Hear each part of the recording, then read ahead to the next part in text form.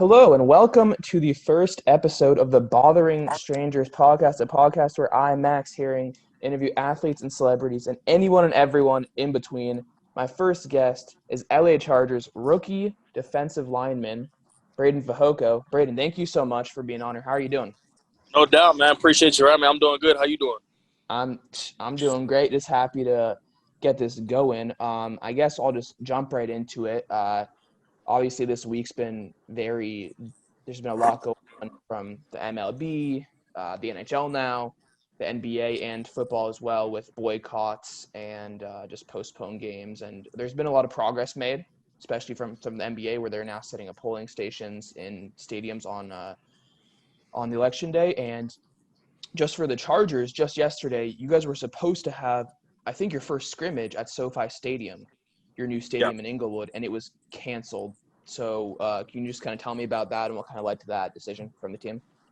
Yeah, so, we got to the stadium yesterday and, just 10, 15 minutes into changing and getting ready for the scrimmage, the players called a team meeting and the coaches were involved as well. And, from when we started to where we ended, it was just a great team meeting. It was emotional. It was positive. It was very informing. Most of the veteran players with voices on this team got to speak up and raise their opinions. Coach Lynn was open to, all types of opinions yesterday and was real supportive of the players. Some coaches spoke as well. But more than anything, it was really great because as much as we wanted to go out there and scrimmage yesterday, players got their voices heard. We were able to spread awareness of what's going on in our country. And ultimately, it's bigger than football right now. As the platform we're on as professional football players, we're able to use that to spread awareness and not just educate, but just allow other people who don't know what's going on to put them in a situation to understand the shoes that, some of my fellow teammates, my black teammates are going through right now and our other people in society are going through. Definitely was a good meeting for sure. So I don't you're in the spot to answer this question specifically, but for me, something I've been kind of curious about, obviously I'm white, so I can't relate on that level, is across the sports with boycotts, in this case, a canceled scrimmage, what specifically is kind of something like that in your case, your teammates are trying to achieve with, beyond like awareness, which is very important. What are there any like specific goals that they're trying to achieve by canceling, but in this case, canceling the scrimmage? Well, the biggest thing in when you see different sports doing it is we're not doing it just because, we're trying to boycott something, but we're doing it to show that it's bigger than us. It's bigger than what we do. It's bigger than the sport we play. The reason we do sit out, the reason we do boycott is because we're on a platform where millions of people watch us year-round, annually. And it's not just us, it's the NHL, the NBA, the WNBA. And so if we can create some type of attention and awareness by not doing what we love to do and spreading awareness about what's going on in our country, the Jacob Blake, the Breonna Taylor, the George Floyd stuff, all that, if we can create awareness by not doing what we love to do, then we're getting a point across. And so that's the biggest thing about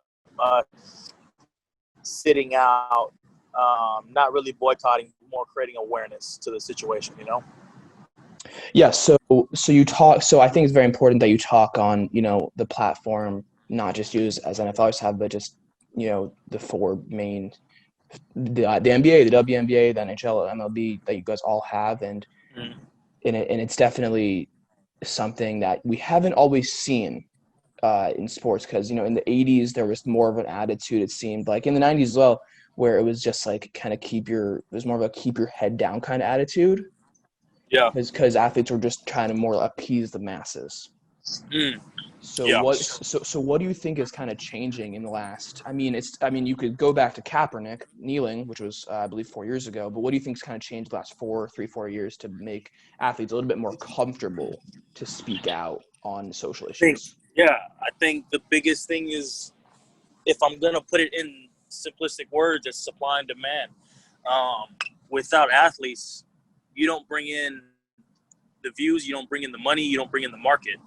And so athletes now, I think, compared to where it's been in the 80s and 90s, and of course I can't speak for players that have played back then, but I think what makes athletes so valuable now, in their opinion, is because how valuable they are to their sports.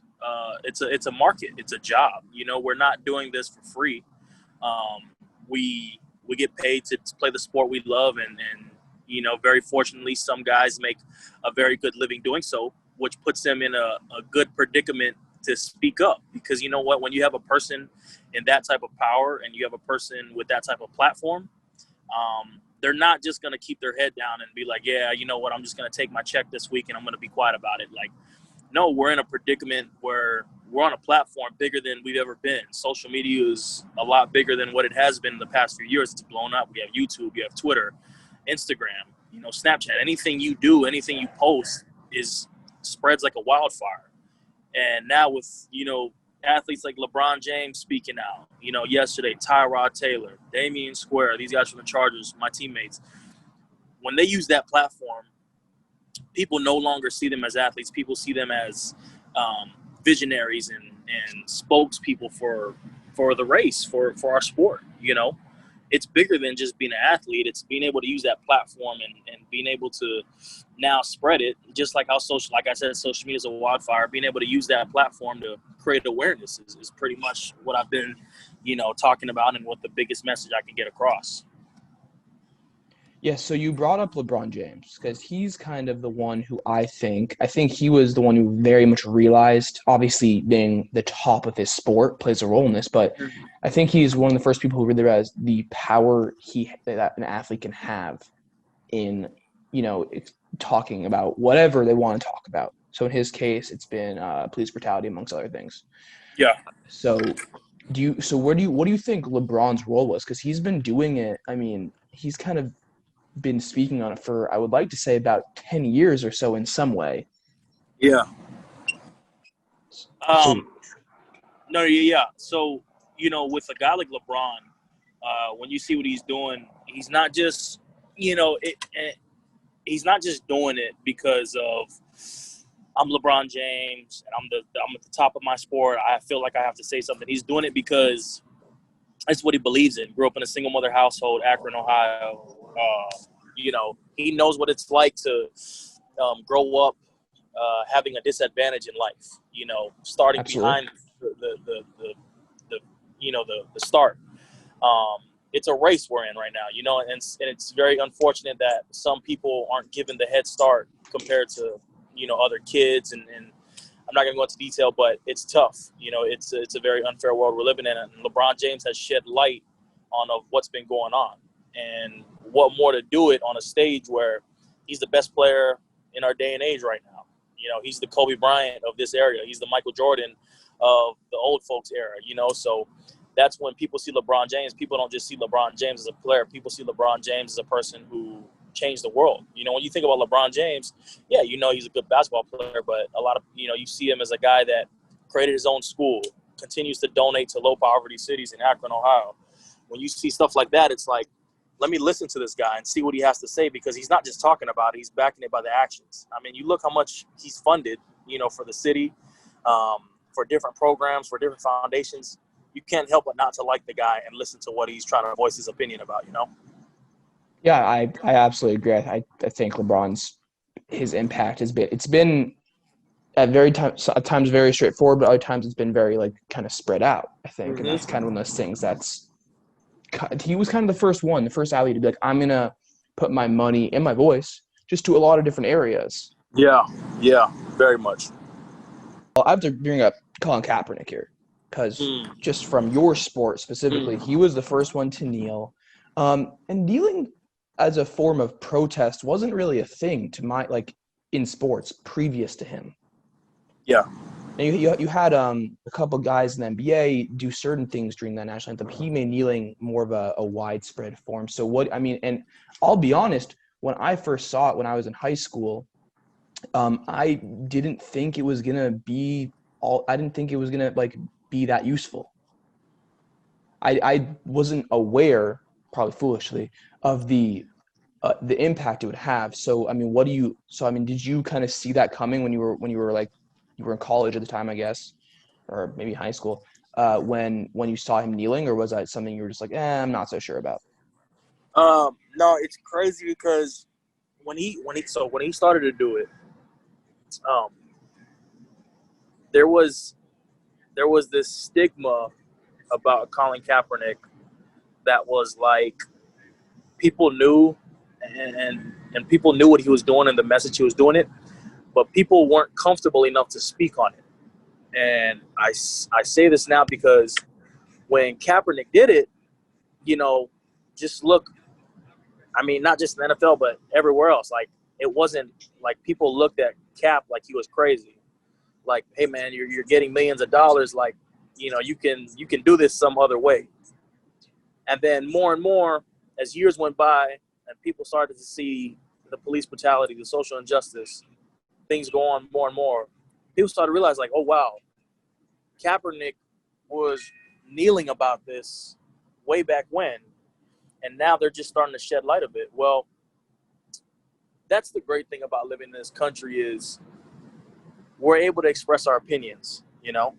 So when a guy like Cap kneels, people can be mad about it, but this is the country. We have a freedom of speech. We have the freedom to believe what we believe in. We have the freedom to say what we want to say, and he's expressing his right to protest and what he believes in. And it just so happens that it took America and society today, 6-7 years since the first time he kneeled in that preseason game, to actually come full circle and be like, wow, like, we all owe Colin Kaepernick an apology. The man sacrificed millions, and that's the biggest thing about it was this man knew that he was putting his job on the line every week. I mean, Colin Kaepernick was no slouch at quarterback. Took San Fran to the Super Bowl after Alex got hurt. You know what I mean? So the guy's talented. It wasn't a question about his talent. And we look back at it, why he wasn't in the league now is because, what he stood for and stuff. And it's sad to say, but it took all this time for the NFL to owe Cap that apology. But I'm glad he did it because, you know what? It shows that you can still believe what you want to believe in this country. And that's why we have the right to be an American citizen, Yeah, I mean, I think athletes and just a lot of people in America, I think we owe Colin Kaepernick like a ton, honestly, because he did lose his job for kneeling, and he Very was much. not the best quarterback in the NFL, but he experienced success only a year before that, and he was kind of fighting for a starting spot at that point when he was kneeling, and like True. his role was really not solidified, but he was still a very talented quarterback. So like there No was doubt. no reason from a talent perspective for him to not have a job in the NFL. No doubt. No doubt. Now, talking about a job, you are an undrafted rookie, playing in the time of COVID, so no preseason games, which is historically that's the way for guys like yourself and late round picks as well to prove their worth on a team and get spots on active rosters. Yeah. So first of all, just in terms of COVID, what do you have to do, or what does a team have to do to kind of stay safe beyond wearing masks? So I don't know if you've seen it, or I mean, and most teams and coaches and top players have kind of talked about it. The team that follows the rules, the team that takes protocols the best and most serious this year will be the team that ends up victorious in the end of the season. It's a crazy time we're living in because, you know what? You may be totally healthy and you may be a guy that follows all the protocols, but say teammate XYZ, wanted to go out to just the beach or wanted to go somewhere heavy populated, like a carnival or even like a movie theater or something. I'm just speaking out of limb here, but is around a random person who has COVID symptoms.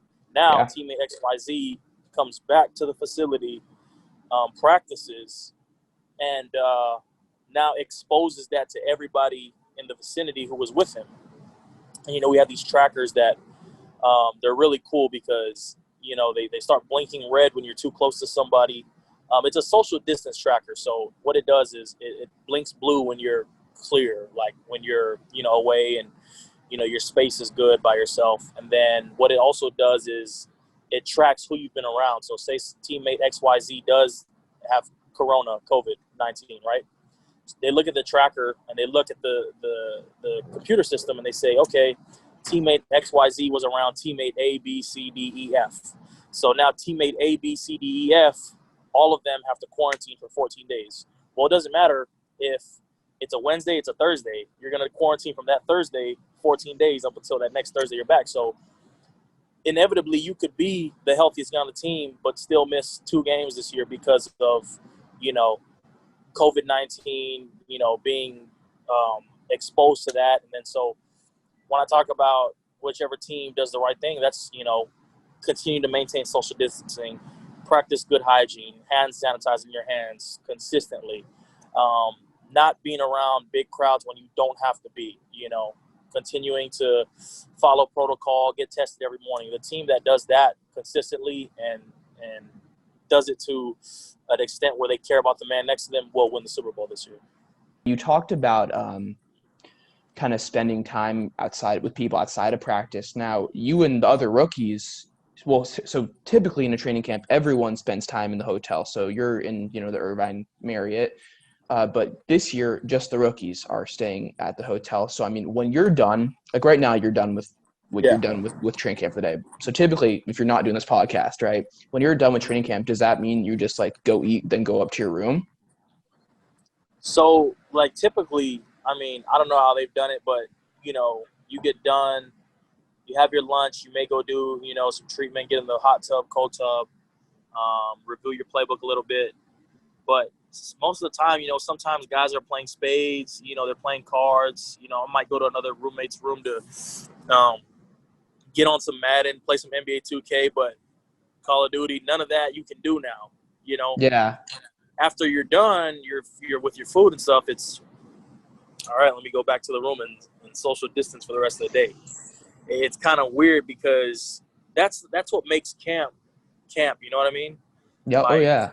You get to be around guys. You get to it's the chemistry. That's what makes football camp the hardest time, but the funnest time of the year. Whether you're in high school, whether you're in college, or whether you're in the NFL now, that camaraderie is how you build a team. So it's tough, not having that little extra chemistry off the field. Like, hey man, like vets bringing the young guys to barbecue at his house or hop in the pool, something like that. You can't do that now. Now it's like, all right, man, I'll see y'all tomorrow. I'll see y'all tonight on Zoom. It's a little tougher time we're living in. But like I said, we got to take the right steps to, get to where we want to be at the end of the season. And I assume you're watching Hard Knocks because, you're on Hard Knocks because Hard Knocks is covering the Rams and the Chargers. Because you've had a cameo yourself on the second episode. So yeah. But one of your teammates who's also an undrafted rookie, Darius Bradwell, who's fighting for the third running back spot on the team, he, as they highlighted in, I think, the second episode as well, is trying to lose weight right now to kind of go back down to his college weight so he can just get faster and more limber, and it will just help his chances. And as he said on the show, he's cooped up in his room all day. So is that also something where it's like I don't know how much working out you're doing outside of, when the day's over, like if you want to lose weight or just get an extra workout in, I feel like just being in your room in the limited amount of space makes it very difficult to kind of get that extra cardio or whatever you want in. Very difficult because you know what? In a regular camp setting, you'd be able to, all right, I'm going to go back up to the facility. I'm going to get some extra work in. Well, if you're done, like they got to sanitize the facility when we're done using it. The locker room, the weight room, they got to clean it up. All our equipment, shoes, clothes, everything has to be washed. Everything's got to be clean. So as soon as you're done, you're out of there. And then you go back up to your room. It's like you only can do a certain amount of push-ups and sit-ups. And after a certain amount of time, you're just like, man, I got to get out and I got to get my feet wet. I got to go do running back drills. Or for me, I got to go out there, do some D-line work, do some get-offs, do some hand work, feet movement, quick ladders. And so it gets tough. Like the first week we were here, we had to quarantine for a week. Like, it was so tough because we had to quarantine. And then on top of that, we were going into workouts the next week. And so, like, we were getting fed good for dinner. And then we'd go in our room and be cooped up for a whole week. So it's like you want to get out there and get active at the same time, you got to follow protocol. So, especially for a guy like Darius, I know in his position it's super tough because, we're all going through it right now, Well, so I didn't know you had to quarantine when you got here. So when you got to camp or the hotel, I guess in your case, well, you had to spend a week basically just in your hotel room. Yeah. So you're, when you first get here, you got a test, right? So they're gonna do your first COVID test, and then what they're gonna do is you quarantine for 2-3 days, get your test results back, and then you test again. So they make sure you're like a true negative. Before you can actually get out there and they can get you, going, working out and stuff like that. So it was about a week before we actually got in the weight room with Coach Lott and then started doing stuff on the field. Oh, wow. So that just sounds very isolating and just very frustrating. Just, for someone like you're fighting for a spot on the team, and many of the guys there are just fighting for spots. So it just sounds very isolating, very frustrating. I guess what I should really be asking is, now that you've been in camp for the last I want to say 2 weeks, not quarantining, what does a regular day look like for you? So, wow. So, it'll start off at 5 a.m. because that's when COVID testing. You have to get your COVID testing done. Then we're up to the facility, for our first meeting, for our first special teams meeting. And then, we'll go ahead, after that, we'll get into our position meetings. We'll get done, get ready for practice. We'll head out to practice in the morning, maybe sometimes 9, sometimes 10, depending on the day. And then we'll get to practice, do our thing. We'll be done around noonish or so, get back, get some lunch. And then we're right back to meetings like an hour after lunch. And then after meetings, sometimes we'll meet extra with our position coaches, and then we'll have another walkthrough at night. And then, our days are filled from like 5 a.m. to 8 for the rookies, 8, 9 at night. Wow, that I didn't realize how busy it was. Now that's for the rookies. What about your guys like your Tyrod Taylors, like your guys that have like are more vets? They're just vets in the league. Yeah, so usually the vets are gone after our walkthroughs at night. They're gone. They're on the road back home. But rookies, man, we got rookie duties. We always have to stay back and do these extra meetings and stuff. But I love it. It's the grind of football. So does rookie duties include first round pick Justin Herbert? Every position, every room is different. So we had to get snacks, sunflower seeds, and all that stuff for our room. So I don't know what they got Herb doing. Okay. All right. Good answer. I like that. Yeah. So I guess you yourself are from Honolulu. You're the fourth. You've three older brothers, and they all played Division I football as well. Correct. So first of all, I only learned about this recently. Okay. Can you talk about football culture in Hawaii? Because I don't think people on the mainland over here realize how big it is. Yeah. So, it's a small island. Everybody knows everybody, and football gets real competitive. You pretty much know everybody, who's the top dog, what's the top schools from a young age. And so you grow up knowing that high school football is ultimately, we have the University of Hawaii there, but high school football is the biggest thing in Hawaii right now. And they take football serious. It's crazy because we don't have the national exposure we would love to have in Hawaii. That's why you don't see a lot of Hawaii kids go to, college at the national level, Division I level. But that's something that I do hope to change later on in the future, along with guys like me, Marcus, Tua, Manti Te'o, all the Hawaii boys, Alohi, who's here right now, Bradley and I. Just all the Hawaii boys in the NFL right now that have an opportunity to show that, hey, Hawaii boys can ball too. We mean serious business in Hawaii when we play football.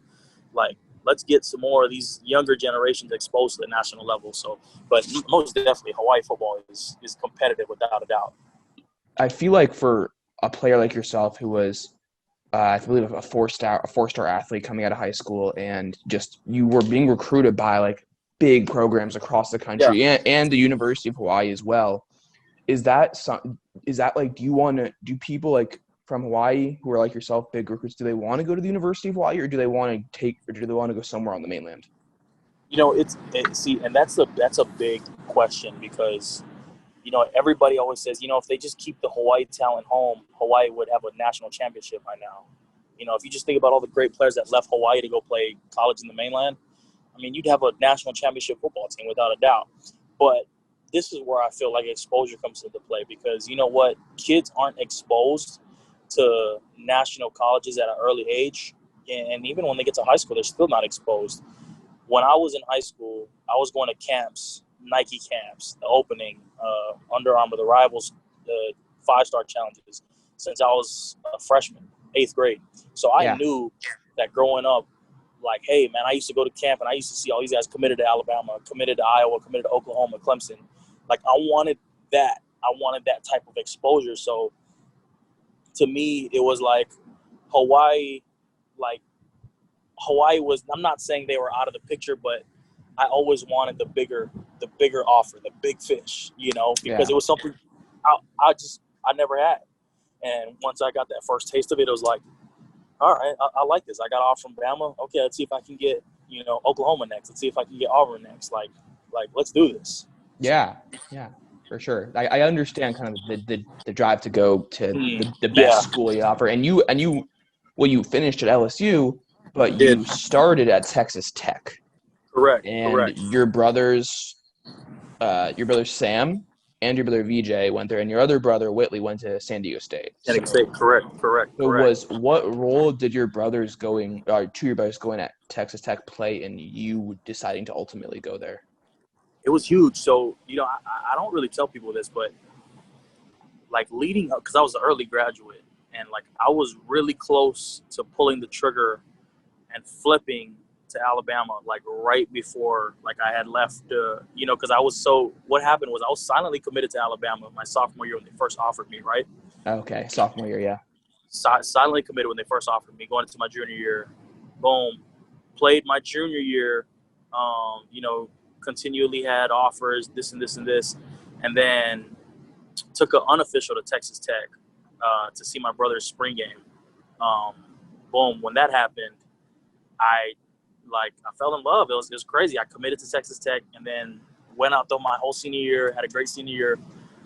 So it comes early signing period in Hawaii, right? And I'm sitting there and I'm like Coach Kiffin, who recruited me at Bama at the time. Lane Kiffin, okay. Yeah, Kiffin and Coach Lupoy, they were at Bama at the time, right? Yeah. So they were like, hey, Breiden, man, like, dude, we're gonna get this poly pipeline started. I'm just like, yeah, I appreciate it, Coach. I think I'm solid on tech. And then I also had a really close relationship with D-line coach at Oklahoma at the time, Coach Montgomery, and he's at the Packers now, and we were super tight. Like even when I committed to Texas Tech, he would still call me weekly, ask how my games were, and so like leading up to that early signing period, it was ultimately like down between Tech, Oklahoma, Alabama, and like I was at the point where I was like, I really don't know like what I want to do. And then like I just sat down with my parents. I was like, you know what? I'm gonna stick to my word. I'm gonna ride it out with Texas Tech. And so that's how I ended up at Tech. And my brothers were there too, so it helped out a bit for sure. Family influence, definitely was there. Yeah, I watched a video when you were in high school, I think, at the time, and when your brothers were just talking about the football culture of Texas Tech, where Hawaiian culture and Polynesian culture, it's very big on family. And Texas Tech, that they were talking about Texas Tech, where they're all about family and kind of that's how the football culture is. So did you also experience that when you played there? I did. You know what? And I've been very fortunate, not just at Texas Tech, but at LSU to be around two family-like-oriented programs. And that's one thing that I wish every high school kid could get is to go to a program where it's very family-oriented. They care about the families there. Texas Tech was so awesome. West Texas, the people there are so great. I mean, to this day, I still have relationships with people that, I met while I was there. And we'll continue to have those relationships throughout my lifetime.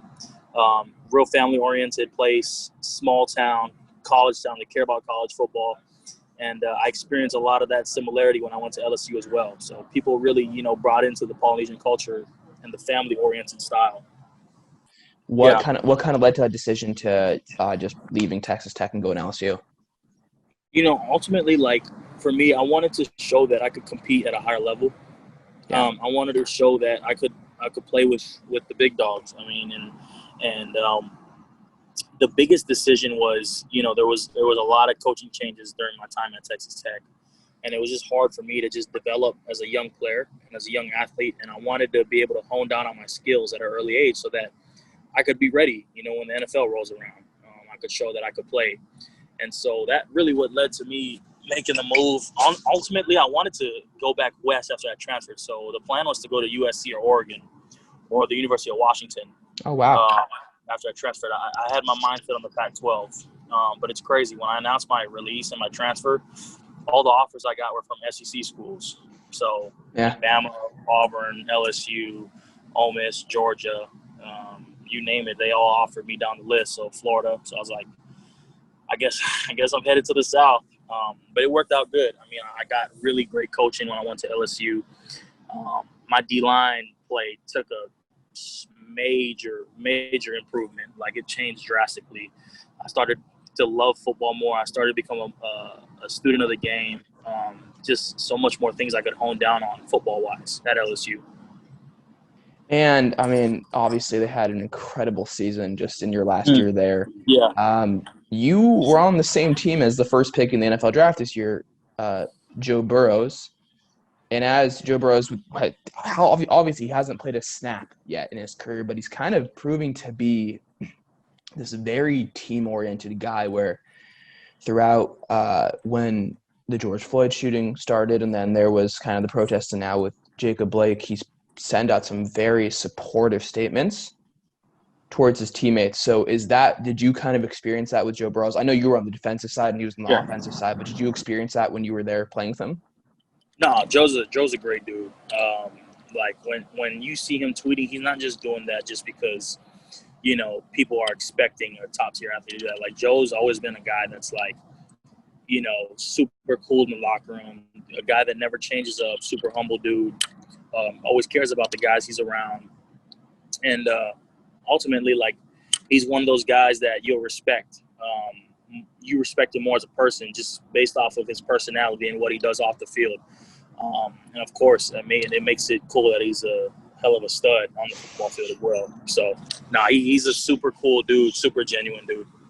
Yeah, I mean, his game speaks for itself. Obviously, if you're the the first pick in the draft, then it says something. It just says something about you. You've got to be good.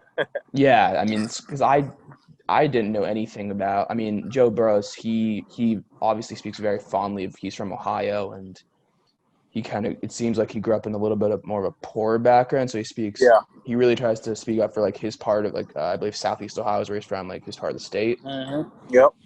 As well. So I that was all I really knew about him. Yeah. Before he was driving that, and I was like, oh wow, he's really about supporting his team. Yeah, no doubt. He is. What you see is what you get. He's a real genuine dude. Yeah, and you were a fan favorite at LSU. Just a little bit. Just a little bit. I mean, you were there for 3 years. You had to redshirt your first year, so you played for 2 years. Correct. I imagine you were one of the few Polynesian players on your team. So correct. and you would always do a pregame Haka. Yeah. And so obviously I know your dad was Billy the Warrior at the University of Hawaii football games, which is just for those who know, he was I guess I wouldn't call him like a mascot by any means, but he was like a character. Pretty much the face, the face of Hawaii. Yeah, he was the face of Hawaii, and I mean, seemed like people loved your dad until he stopped, obviously. Yeah, no doubt. People loved your dad as like the Warrior, and you were involved in that too at the University of Hawaii. But what kind of led you to be like, I want to do the Haka before the game? So it's crazy. I mean, it wasn't even planned, to be honest. The first time we did it was the Georgia game my junior year, where we literally beat the brakes off of them that game. But we had the Tiger Walk, and at LSU, that's tradition. We always do the Tiger Walk down Victory Hill. And my parents are on the same spot every time. So I see my dad and my brother Sam, and they're there. They give me my lei. They always give me a lei before every game. And I seen them, and literally, my dad was just like, he just started doing the Haka, and I just joined in, and it was crazy. It wasn't even planned. So it was cool, and it just turned out everybody enjoyed it who was there. Well, I mean, everyone loves the Haka because, I mean, we've seen for a long time the New Zealand rugby team doing it, Yeah, and the basketball team as well. very And true. I mean, one, it's terrifying. Like, you're watching. It's a little bit. I've never seen it in person, but just watching, like, well, this is something else. But Just two, a little bit, yeah. it's kind of like a fascinating insight into, like, in New Zealand, it's Maori culture, but just Polynesian culture. Yep. So what's the what's the background? Was that like a fighting chant they did before they went into battle? So the ancient Maori warriors, the story behind the Haka is it's a war dance, Right. and it's a war cry more than a war dance. And I say war cry because the Haka was originated for the old Maori warriors before they went to war. The Haka was used to just channel all that energy from the ancestors, the spirits, and then ultimately after I did this dance, I was gonna go rip your head off, and that was the Haka. It was to get your mind right, to get your mind with your body, to be as one, and you're doing it with your brothers, you're doing it with your family, teammates, whoever. We're coming together as one. We're gonna channel all this energy, and we're gonna go out and we're gonna execute what we got to do. Whether it's playing football, whether it's going to war, whether it's playing basketball, playing a rugby match. We're here together as one. We're one unison, one harmony, and we're going to go do this thing. You're one of a couple guys in the NFL with that is Polynesian. I mean, Samoans have a culture in the NFL they just produce a lot of guys for how small the country is. That's all it really is. But which is crazy. And I mean, what do you plan on kind of doing? I don't know if it's a hawk or just something else when the NFL season starts to kind of appreciate your culture. For sure. Like, the team, it was great. I didn't even know, but we're on our Wednesday practice. We're breaking down the end of practice, and Coach Lynn told me to break the team out. Oh. So yeah, and nobody knows about it yet. I'm assuming it'll probably air on Hard Knocks. So you're probably the first one to know, but okay. He had me break down the team, and so I'm getting up there. I'm like, all right, I'm getting ready to be like, hey, Chargers on. He's like, no. I want it broken down the Polynesian way. Oh, all right. Yeah, so I was like, so I seen the Hard Knocks cameras start coming in, and I see my teammates. They're all just like slapping their chest. So I'm like, oh, okay, I know what they want. So I ended up doing the Haka for them, and you could feel. Like, it got quiet. Like, you could hear a needle drop while I'm doing it. And, like, these players are just like this. Like, their eyes are open. They're like, holy smoke. And then after I did it, they all just, like, jumped on me and stuff. So it was cool, man. Like, I know they definitely dig it. Well, I have no doubt that's going to be on Hard Knocks next week. Yeah, for sure. Next Tuesday, HBO's Hard Knocks. For sure. It will. I'm confident it will be on there. It's gotta be for sure. Oh, that will probably be like the highlight of that. Of like, they only have 4 or 5 episodes, and that'll be the highlight of that episode for sure. Yeah, there's only 4, so I think this is the last one, right? If I'm not mistaken. I believe it's the last one. So they've had me like, I've been mic'd up like 4 or 5 times already. Oh, you have been mic'd up. So it's been cool though. I've been trying to just keep all the explicit content. From just being mic'd up, it's hard not hitting somebody and not dropping an F-bomb out there. So yeah, I can imagine. I'm like, oh shoot, man. So it's funny though. Every time somebody's mic'd up, everybody's like, you always have to tell us if you're hot. We call it if you're being hot out there. So like, the vet was like, let us know if you're hot. So, every time I come out, Taylor.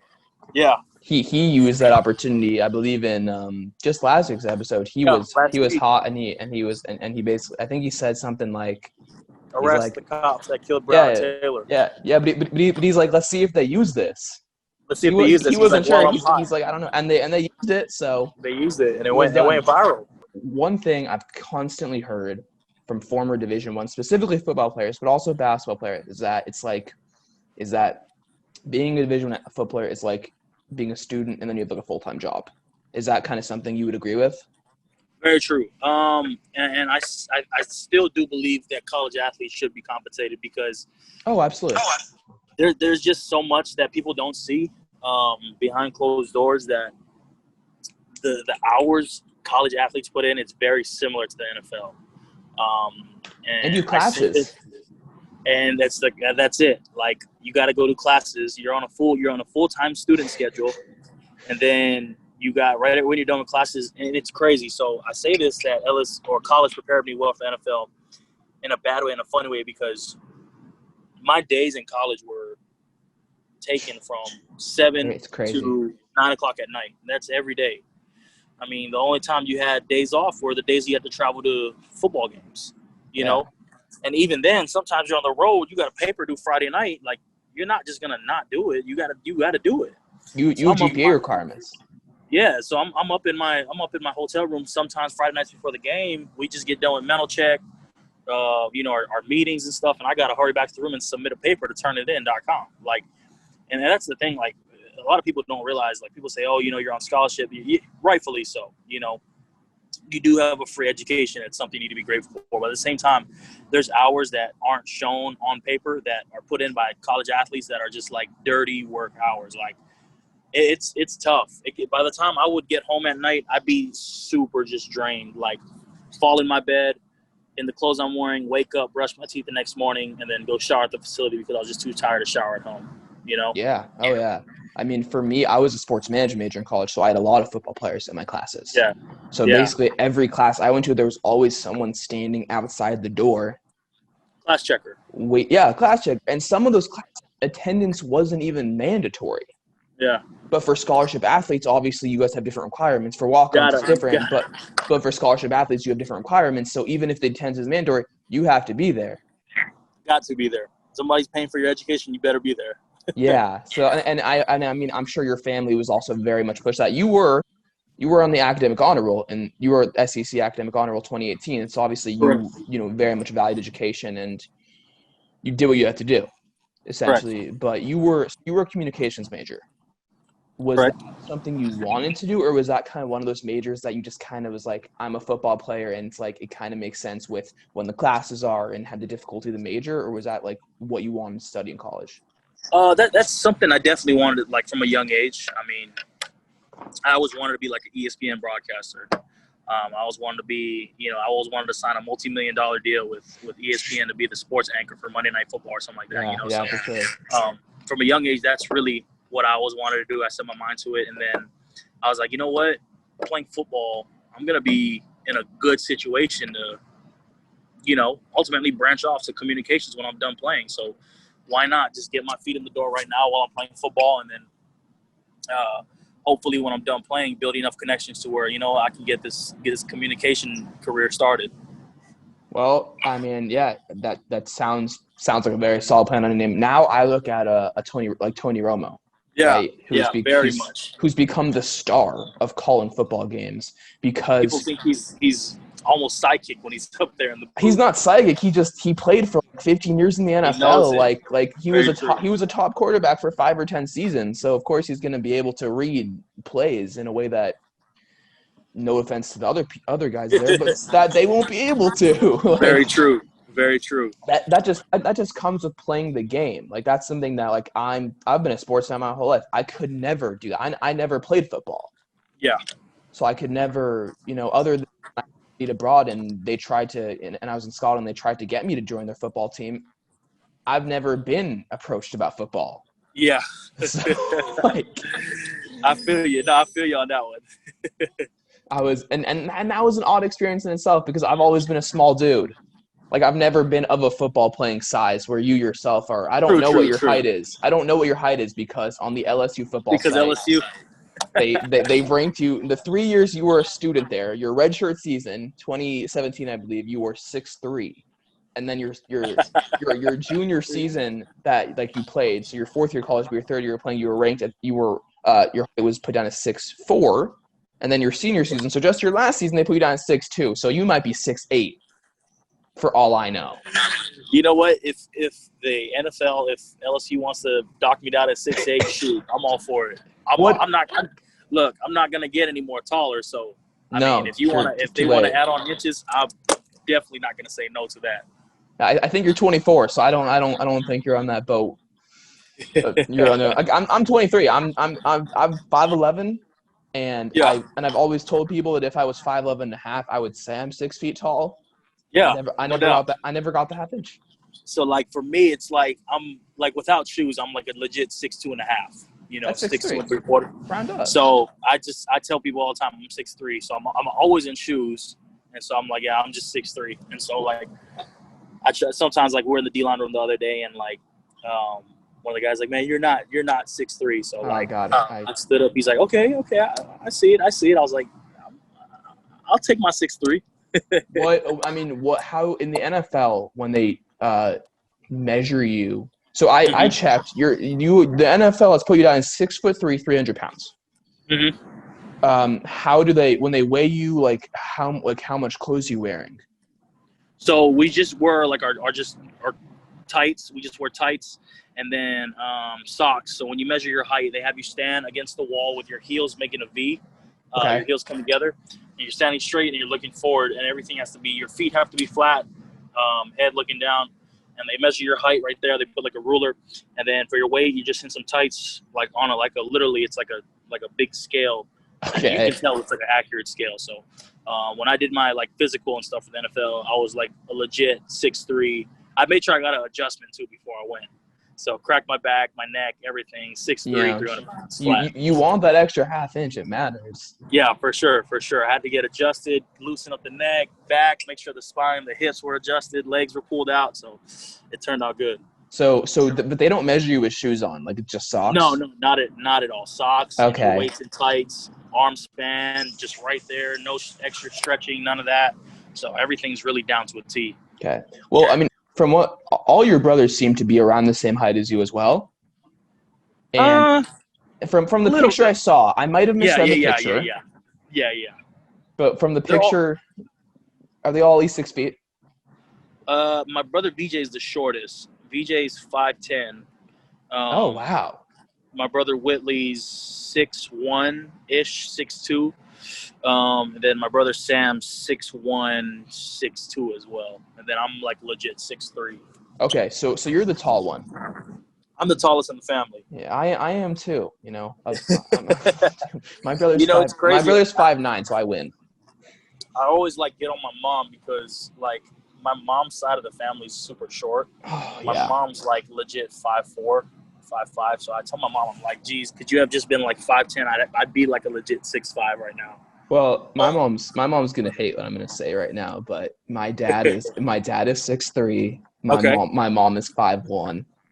Oh man, you're right in the middle. So I got 5'11". I got kind of lucky. I went more on the on the taller side. My brother is, I think he's 5'10". He says he's 5'9", so he kind of got more of the middle of it. So I don't know. I'm kind of happy with where I'm at. My dream height when I was a kid, which I knew would never happen, was to be 6'5". Okay. Because something about 6'5" was just, the number itself was just kind of alluring, Yeah. I don't know, because it's tall, but it's not too tall. Not too tall at all. That's my whole thing about it. So yeah, but but from what I understand, in Polynesian people are typically not very tall. No, not at all. You're gonna get more wide. Polynesian people are more wide. They're big bone, wide body. You're not gonna get really tall Polynesians. Yeah, because I've heard like compared to other groups, Polynesians tend to be their bodies tend to be very good for a rugby, football, kind of those types of sports because, you're 6'3", but typically a little shorter, kind of lower center of gravity. Lower, exactly. Very, very low center of gravity. You're going to get more stout, more short impact builder type bodies. So like when you compare it to football, you won't like Troy Polamalu. That's a once in a lifetime. You're gonna get a Troy Polamalu. Was he half Polynesian or full Polynesian? Troy's full. Okay. So you're like a Troy, like a Tua, like a Marcus Mariota. You're going to get those guys like once in a lifetime. Yeah, they're not very they're skinnier. Yeah, very, very skinny for Polynesians. But, like, if you look at Polynesians in the NFL throughout history, most of them I can almost guarantee are either offensive linemen or defensive linemen. Oh, very maybe few a quarterbacks. linebacker here and there, but definitely linemen. Like, Polynesians are gold mines for linemen in the NFL. Oh, well, there's a reason in American Samoa, which is like I think like a population of like 150,000. Mm-hmm. There's a reason there are like 6 NFL players from Samoa right now. Yeah, Maybe I've seen that. That might be low end. I might be low ending. No, I know exactly what you're talking about. I've seen that. So, and I mean, maybe something's in the water in Samoa for all I know. But dude, it's probably the coconut water. Coconut water. It's just different over there. But I don't know if you know this, but there's in the island of Nauru, which is, I probably said that wrong, which is a very small Polynesian island, like in the middle of the ocean, even more than Hawaii. Like under 10,000 people, they've developed the greatest weightlifters in the world, and they're like 10,000, generously 10,000 people. So they kind of have like they're very short for Polynesians. And wow. But that center of gravity really lets them lift weight. I bet they can move some weight. Oh, they can move some weight. Trust me, they can. I've watched the videos. They can. I gotta look into that. I'm probably gonna look at some after this. Yeah, I'll send you the video because sure. it's crazy because it's like it's one of the smallest independent nations in the world, yet they're producing some of the greatest weightlifters in the world at the same time. Interesting. So it's just using kind of genetics to your advantage and kind of taking advantage of what you have. It seems like. Yeah. Why do you think football became so big in Hawaii? Like I think because there are other sports. Yeah, but just because of the Polynesian influence in Hawaii, it's the next best thing after. I mean, when you think of Hawaii, there's not really much to do other than tourism, the tourism industry. Sure. That's like the number one. But when you think of Hawaii, like everybody just lives for football season. Like football season in Hawaii, like high school football, it's that time of the year. Like, it's that time of the year. And so that's why I think football is just so big, is because Hawaii is such a small place. And those little months of the year from August to November, like, that's what brings the island together. That's what brings the competition, the best out of everybody, the rivalries, the state championship game, filling up the stadium. Those are all the things that people in Hawaii look forward to, which I think what makes high school football and just football in general so big in Hawaii. So, I mean, you're from Honolulu. You went to Farrington High School. Was there a rivalry with the St. Louis school, the Catholic school, or? So St. Louis, they were a private school. They played in the private school league. The only time we play St. Louis is if we meet up with them in the state tournament. Okay. The state tournament rolls around, and that's everybody. That's different islands. Like, everybody's competing for the state state championship. So our rivalry was Ko'oku High School. Ko'oku High School was where Alohi went to high school. On your team right there. Yeah, I'm trying to think of Bradley and he went to high school there with the Cowboys now. Manti Te'o started off his high school career there before he went to Punahou. He played on the Chargers once upon a time. Played on the Chargers, yeah. So a lot of good players came out of Ko'oku High School, and so that was our rivalry. Like, that was the game of the year everybody circled. Like, that's like the LSU Alabama rivalry. Right. Like, everybody, the whole community. So, like, we play Ko'oku every year, and literally the stadium is packed, and it's a regular season game, but everybody's just waiting for that game. Yeah. Like you're ready to take some heads off. I've heard that the University of Hawaii has a weird kind of rule about official visits.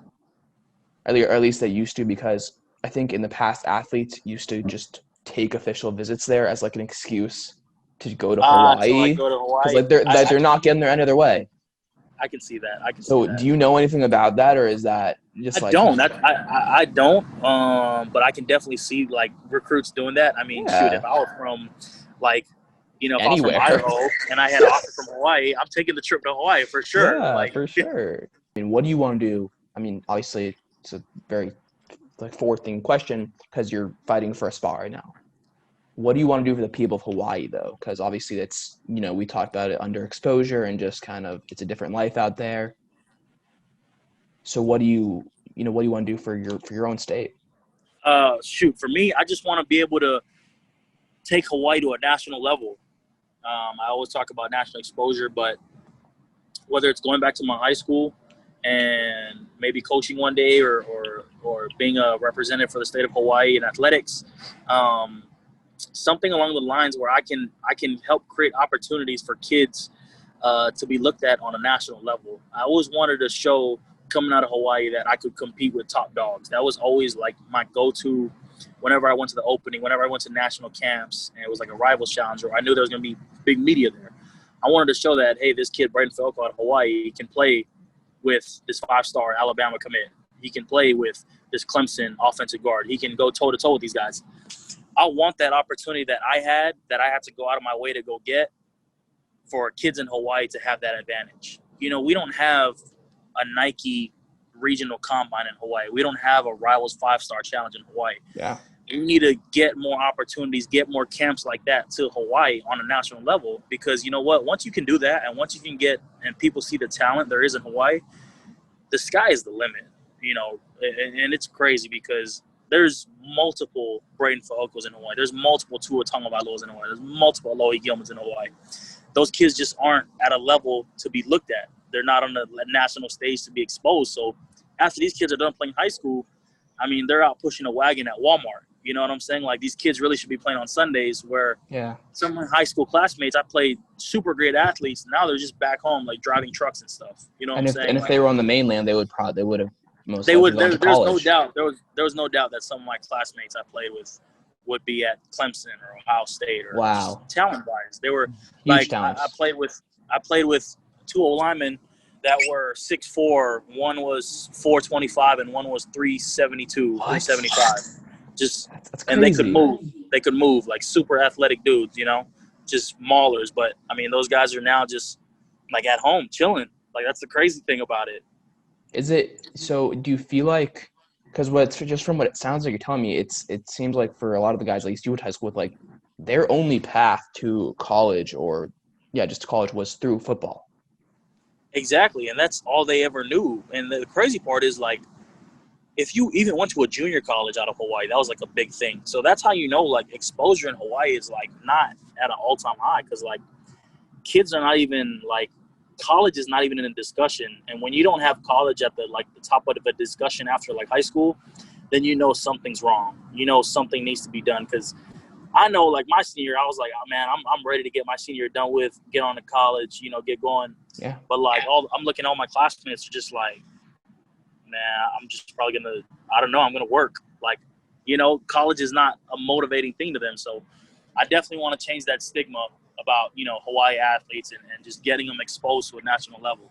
Do you think, Breiden Fehoko and Alohi Gilman, your teammate, Tua Tagovailoa, in the past, Troy Polamalu, do you think like guys like that and yourself are playing a role in showing people and scouts, I guess in this case, that Hawaii is producing really solid players, like pay attention?